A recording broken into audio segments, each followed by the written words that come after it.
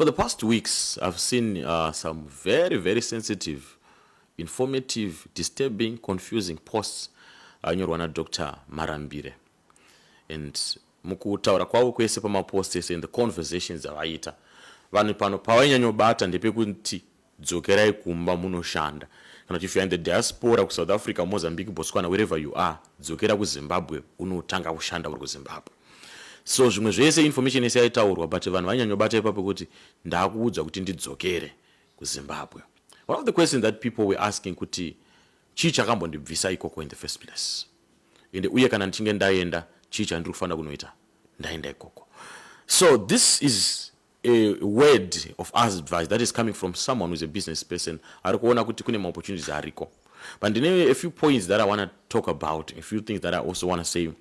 Ndichitaurisa okuside wangu. A third of my life I've been staying in South Africa. Close to almost 15 years now in South Africa. Which means when I go to Zimbabwe right now, they're not going to be irrelevant.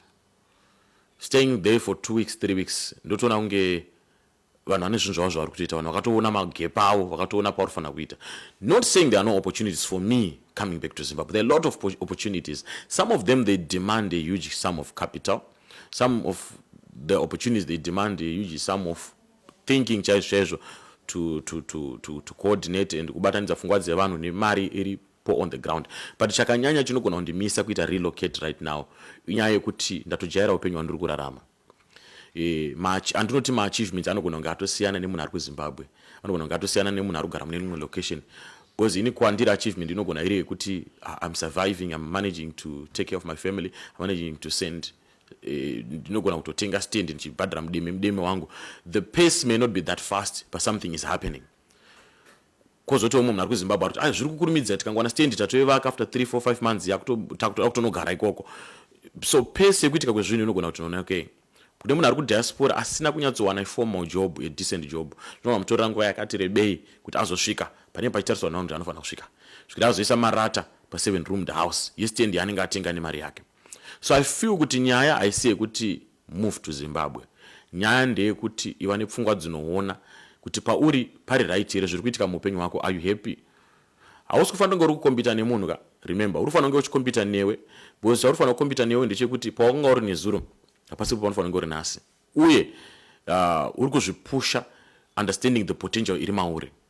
So ndofunga kuti in as much as we want everyone wants to go to Zimbabwe, muri sadando Zimbabwe kune mukana for everyone, but uchaona futi kuti havasi vanhu vese vane mari even vachigara munyika ine mukana. Kutoenda vanhu vanotogara mustreet, kutoenda vanhu vanototambura, kutoita zvemutoriro vari munzvimbo iyoyo ine ma-resources acho ari kunzi munhu ari kuSouth Africa ngaadzoke kuZimbabwe azoita harness and channel agone kuita mari. So ini ndongoda kuinvite encourage mumwe munhu akanditeerera nhasi kuti pauri ipapo ukagona kuita zvinhu zvine musoro, ukagona kurongeka, ukagona kushandisa ma-resources awinawo, you can do greater things. It is true that home is best, but for others, the foreign land has become their home. We have taviga vanhu vakawanda kuno, taradzika vanhu vakawanda vatatakura chiripatreta kuZimbabwe, vanga vagara kuno kuma 5-10 years. Nikuti unofanira kutoziva ndechekuti uri kutorarama ka, uri kutorarama, ende utofanira kunge uchifara uri pauri ipapo nhasi. It's not like you have to postpone your happiness kuti ndakauya kuzoshanda andazoita mari ndadzokera kuZimbabwe ndozofara nda kuZimbabwe. I remember when you came to South Africa 2009, our thoughts were saying we'll go to Zimbabwe manje. So we would go to Zim, my passport edu 3 months, I put 3 months mazuva uchingopinda 3 months wodzokera after 3 months. Tainda takatakura zvinhu, we would carry things, we would carry my groceries, takanga tiri muno macho taitotenga hembe, but tine imwe hembe dzataiti idzi tiyazonofika taa kuZimbabwe. And they would buy my TV toisa kuZimbabwe, mbeda tozonorara taa kuZimbabwe. So I remember where I started staying, ndakubva hangu kuma refugee camps and the streets where I was staying, ndakugara munonzi Mumba, ndaitogara kuseri kweDoo, where I was paying rent ye 350 rand per month. Taibhadhara rent kuita yemba, but yes space yauri kurara. But pfungwa dzaingoti ndakauya kuzoshanda, manje ndadzokera kuZimbabwe. I'm raising funds so that I can be happy ndadzokera kumba. But now we're talking about 15 years down the line. hembe dzandakatumira ndichiti ndichanofika kuZimbabwe ndakadzipfeka here, mbedha wandakandichatumira kuZimbabwe ndichanorara. Taisatomboisa nyama mufiriji, taitoisa nyama mufiriji yalandlord, totonyora mazita kuti nyama yanhingi, tozotora takuda kubika. Andika, why we're depriving ourselves of upenyu hunonakidza nezvinofadza nenyaya yekuti tine mupfungwa yekuti takauya kubasa tikudzokera kumba. But after 15 years you discover kuti ndakauya ndiri mukomana, ndau ndatone mhuri, ndatone vana, ndatone mudzimai, tato mumba. So I have to make the best of of life where I am and be happy. At the same time, not forgetting kumba. Tinzwisiseiwo hama dzangu, hatisi kukanganwa kumba. Tinzwisiseiwo hama dzangu, hatisi kukanganwa kuti kumba kunoda kuendwa. But I've been to Zimbabwe almost every year. I go to Zim 3 or 4 times. But when you go there, you begin to think kuti sikandosikotangira papi ndo vandabatanidza ndodii. And you would find kuti vanhu vakatobasta chigame chacho chekuZimbabwe vatori nemadhira anopa mari, vamwe vacho havakupe attention. They won't listen to you.